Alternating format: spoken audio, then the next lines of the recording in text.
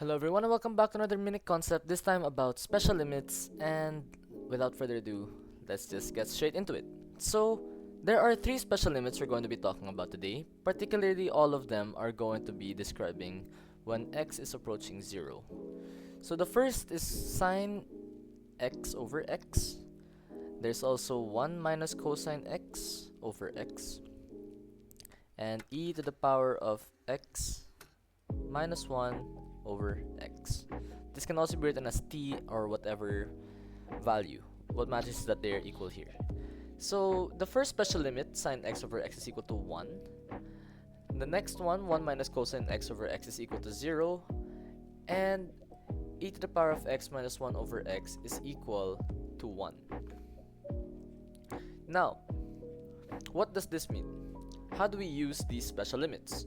So there are certain situations where you will be asked to, for example, get the limit of the function 4 sine 4x over 12x, and it's as x approaches 0. So we can apply these special limits by finding a way to get these values equal.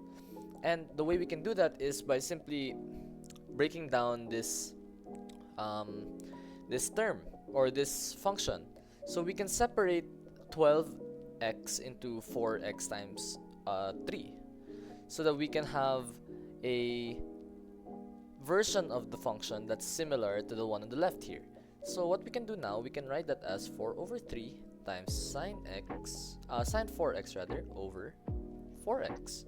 This will still equal the same, and we apply the limit to this function here. So limit as x approaches 0, this is equal to 1. So 4 over 3 times 1, the limit is now 4 over 3. The same logic applies to 1 minus cosine x over x, wherein we can actually get certain situations and we'll turn it into this. So for example, let's get rid of this. We'll use another situation such that our limit is, as x approaches 0, of 2 minus cosine x over 2, or rather 2 minus 2 cosine x over 2. So we can factor out the 2's here. We'll remove it. We'll make it 2x rather. Okay, there. So we'll factor out the 2. We'll get 1 minus 1 cosine minus cosine x here, over, we'll factor out the 2 here as well, over x. So we can separate these two fractions now. We'll have 2 over 2 times 1 minus cosine x over x, and this will get us 2 over 2 times 0. 2 over 2 times 0 because of this special limit. And so the final answer would be 0. And an example for the third special limit would be, take this for example, limit as x approaches 0 of the function, let's do e to the power of 4x minus 4e to the power of 4x minus 4 over 4x. So excuse me, 16x rather, 16x. Sorry, let's just make this on the spot here. So what we can do is we'll factor out the 4's from the top and the bottom. So we'll get 4 times e to the power of 4x minus 1. And then on the bottom we'll get 4 times 4x.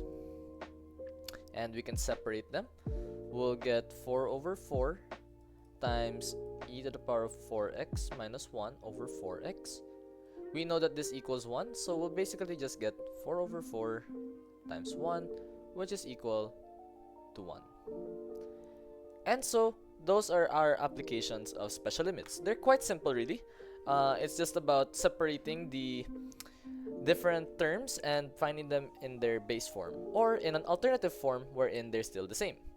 So hopefully you guys understand this, and we won't be going too in depth with this one because really special limits they appear occasionally, and in exams, you'll know when it's asking for a special limit because it's going to involve, well, trigonometric functions like these.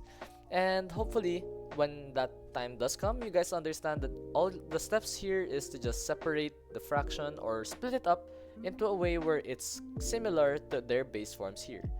Like this one, and this one. So, with that said, thank you everyone, and I hope you learned something from this video about special limits. Thank you and goodbye.